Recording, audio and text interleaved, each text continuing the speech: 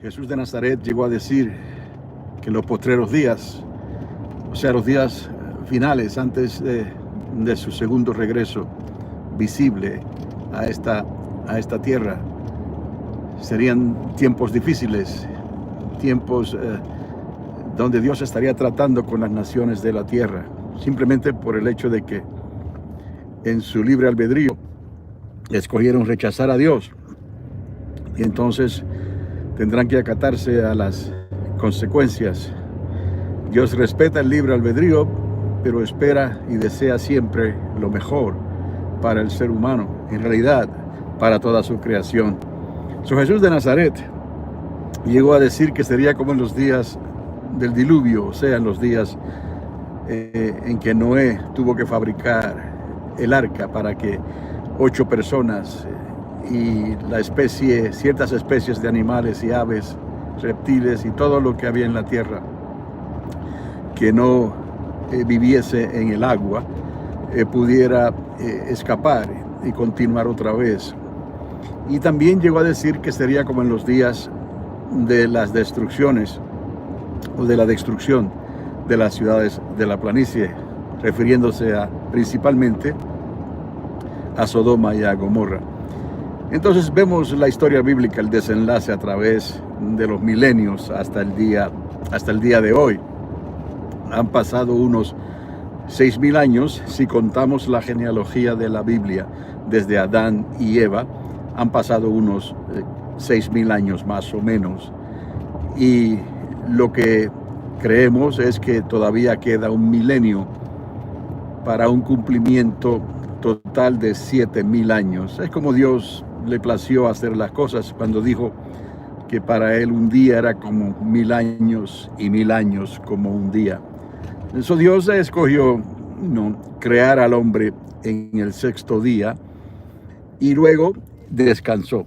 Y es en ese descanso que le atribuimos los 1,000 años de este primer reino literal aquí en la tierra, que será gobernado y llevado por Jesús de Nazaret, el Hijo de María, el Hijo de Dios. No hay otra. En realidad, así de sencillo, si podemos creer la palabra de Dios y podemos mirar hacia atrás y verdaderamente indagar, si queremos, y podemos comprobar muchas de las cosas históricas que se le atribuyen a los tiempos bíblicos, ¿no? Claro, siempre el ser humano tendrá la opción de escoger. ¿Cómo escapar de la ira venidera? Vemos que la ira venidera mayormente se concentra cuando el hombre quiere vivir a su manera, pone a Dios a un lado, en el sentido de que se dice a sí mismo: no lo puedo probar que existe Dios. Obviamente Dios no puede ser probado. Se convierte en un agnóstico, o se dice a sí mismo: soy ateo, simplemente no creo que haya Dios. Y después que uno muere, se acabó todo. Entonces, obviamente Dios respeta esa decisión de los seres humanos, pero no sin antes darle la opción y dejarles saber que hay una salida, hay un escape. No tiene que ser así. Simplemente si puedes creer lo que Jesús de Nazaret hizo, porque Él, con el precio, pudiéramos decir que Él pagó un rescate, nos redimió. Él reconcilió no solamente al hombre, al ser humano, sino que reconcilió a toda su creación con Él otra vez, a ese estado de armonía que había en el principio. Me refiero a los días de Adán y Eva, cuando ellos también, aunque no tenían pecado, no tenían conocimiento de lo que era bueno y malo, tenían libre albedrío, y la prueba fue hecha en base a la obediencia.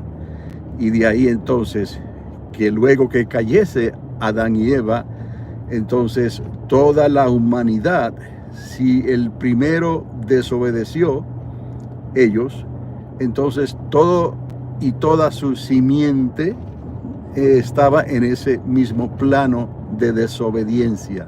No hay uno justo, no hay uno bueno, dice la misma escritura.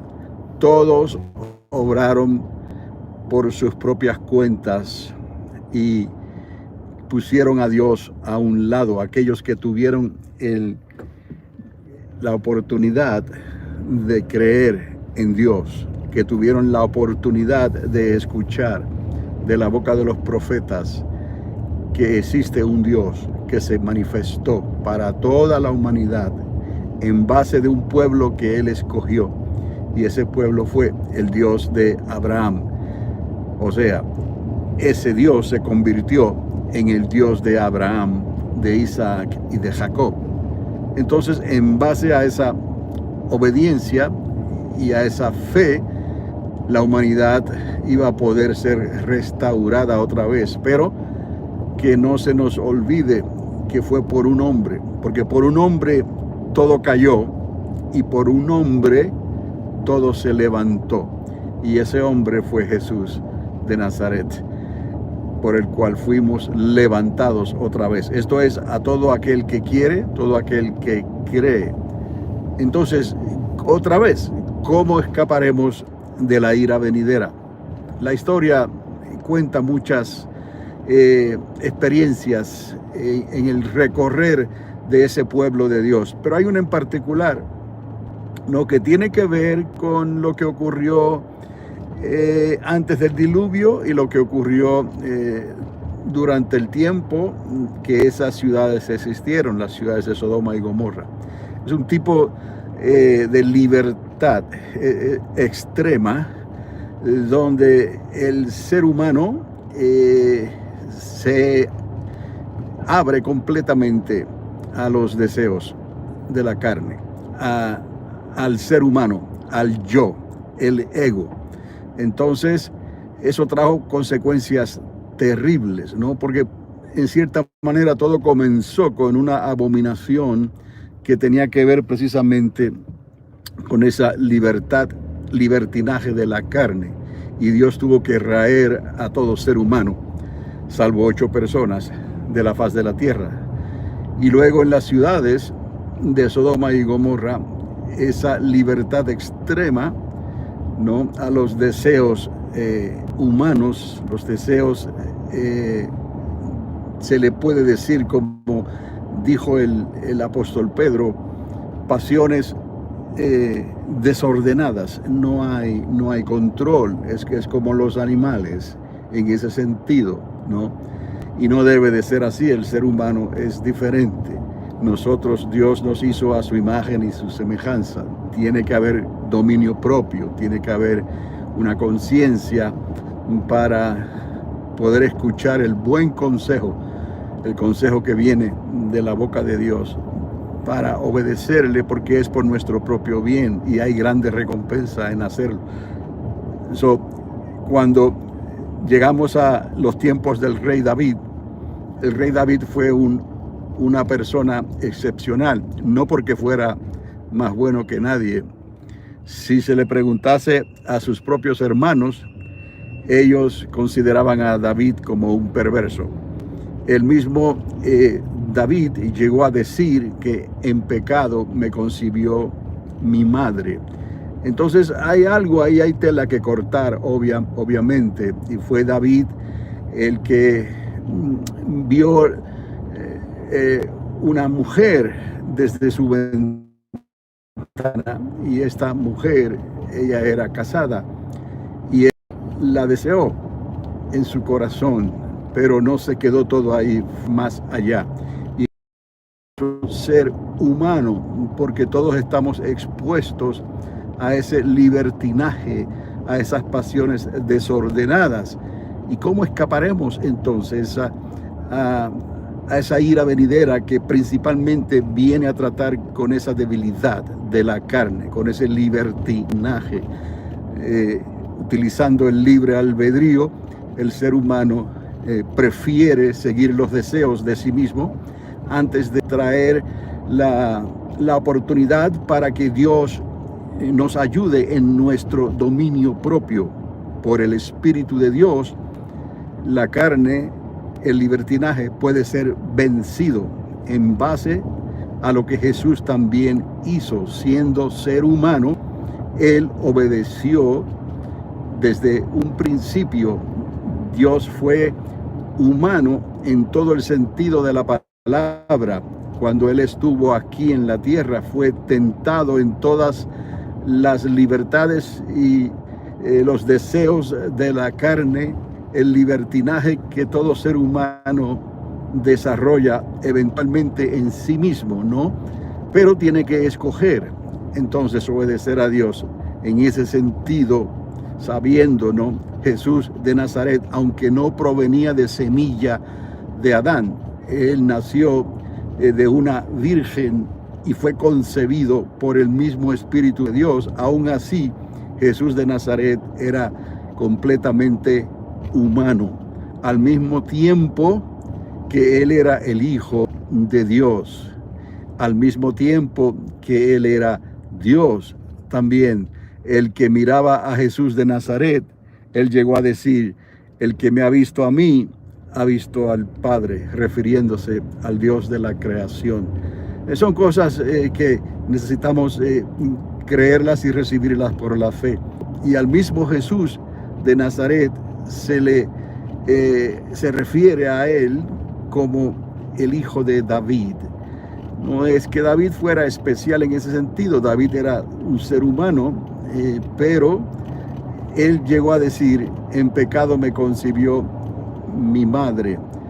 Si miramos la descendencia de David, muy diferente entonces a la descendencia de Jesús de Nazaret, porque él no fue concebido por hombre, sino fue concebido por Dios, aunque nació de una mujer, ¿no?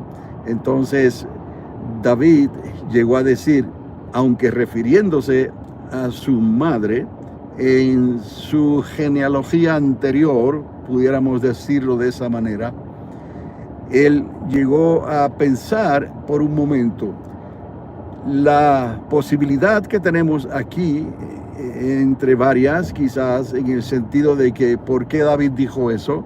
Es porque David era descendiente de Noemí, y Noemí era una moabita, y los moabitas descendieron del incesto que tuvieron las hijas de Lot cuando escaparon de las ciudades de Sodoma y Gomorra. Ellas hicieron algo abominable. Se aprovecharon de que su padre estaba ebrio en la tienda y cometieron incesto. Entonces, de esa unión salieron los moabitas, una cultura que fue marcada en la Biblia. Pero Dios no hace acepción de personas. Aquí, esto va con lo que decimos: ¿cómo escaparemos o cómo escapar de la ira venidera? De la misma manera que David se consideraba una persona que no era perfecta, que tenía malos deseos en su corazón, vemos que ese mismo corazón fue transformado y Dios pudo decir de David: tiene un corazón conforme a mi corazón, porque a la larga va a ser cuestión de actitud, de cómo tú le respondes a Dios. Y de esa misma manera podremos escapar de la ira venidera. El arrepentimiento es esencial, el darse cuenta que uno está mal, ¿no? Es esencial que reconozcamos nuestra incapacidad y nuestra debilidad. No importa la debilidad que tengas, ¿no? Aún la edad que tengas, Dios tiene misericordia de ti y Dios te escucha. Si le puedes hablar con sinceridad de tu corazón, Él te escucha y Él va a actuar. Él no es un ser humano con debilidades, Él es Dios. Para Él no hay nada imposible. Y si tú crees en Él, por cuanto has creído en Él, tampoco para ti habrá nada imposible. Aquellos que hacen conforme a los propósitos, a los objetivos, pudiéramos decir, de Dios. David no se había dado cuenta completamente de la magnitud de su pecado, porque él envía al esposo de esta mujer a la guerra. Él, siendo rey, él podía hacer lo que él quisiera. Lo envía al frente de la batalla para que sus oportunidades de sobrevivir fueran disminuidas en gran manera. Tristemente sabemos la historia. El esposo de esa mujer pereció en la batalla y ella, la mujer, terminó siendo entonces parte del equipo, pudiéramos decir, de esposas de los reyes, que podían y se tomaban la libertad de hacer eso, aunque unas eran más preferidas que otras. No se nos olvide que fue de esa mujer quien nació Salomón, el rey más grande que ha tenido la nación de Israel hasta los días de hoy. Entonces, fue algo que Dios hace muy particularmente. Digo esto porque Dios escoge a un profeta que aparece en la escena de momento y va y le hace una historia al rey David de algo terrible que había acontecido. Pero la manera en que Dios lo hace a través de este profeta hace que David escuche la historia que está haciendo este profeta Natán. El asunto es que David se indigna en gran manera porque el profeta le presenta a un hombre que fue vil, que lo tenía todo y le quitó lo más preciado a otro hombre que prácticamente no tenía nada. Si pudiéramos comparar entre alguien rico y alguien pobre, un ejemplo nada más. El asunto es que la riqueza de ese hombre pobre, lo único que él tenía toda su vida, todo su anhelo, toda su esperanza, todo su futuro estaba basado en su mujer, en su esposa. Y ese hombre que tenía poder se la quitó. Prácticamente le quitó la vida al quitarle a su esposa. Entonces David se indignó de tal manera que inmediatamente, ¿no?, su decisión fue quitarle la vida a ese hombre vil por causa de lo que había hecho, de esa abominación tan grande. David mismo no podía concebir cómo hubiera un corazón que hubiera hecho tal maldad. Entonces el profeta le dijo: David, mi señor, ese hombre eres tú. Entonces se le vino el mundo abajo a David en esos momentos, pero causó un grande dolor y un grande arrepentimiento en el corazón de David. David no volvió a ser la misma persona después de ese evento, de ese suceso. David también perdió el fruto, el hijo, el niño que nació de esa unión entre él y la que era esposa de ese soldado que murió en la batalla. Ese niño murió y fue causa de dolor, de grande angustia en el corazón de David. Pero David no pudo hacer nada al respecto. Él recibió las consecuencias de su pecado. Pero cuando miramos esta historia y lo que el mismo David dijo: en pecado me concibió mi madre, tal vez pensando en Noemí, la moabita, ¿no? Él era descendiente directo de ella. Tal vez también pensando, ¿no?, sus propios hermanos decían que él era un perverso. Todas estas cosas se le vinieron encima, como se dice, y él se dio cuenta entonces lo vil que había sido. Pero ¿cómo escaparemos de la ira venidera? He aquí el secreto. Si David pudo hacerlo, no, cualquier persona, hombre o mujer, también lo puede hacer. Simplemente hay que escuchar la voz de Dios y reconocer que Dios no rechaza un corazón contrito y arrepentido. No importa cuál sea nuestro pecado, no importa lo que hayamos hecho en nuestro pasado, hay reconciliación, Hay restauración de parte de Dios. No todo está perdido. Hasta ese momento, si uno muere entonces sin reconciliarse con Dios, entonces ciertamente sí todo estuvo perdido, porque todo ser humano será llamado a cuentas. Todos tenemos por lo menos una oportunidad, porque Dios no se niega a sí mismo. De tal manera amó Dios que hizo que Jesús de Nazaret pagara el precio.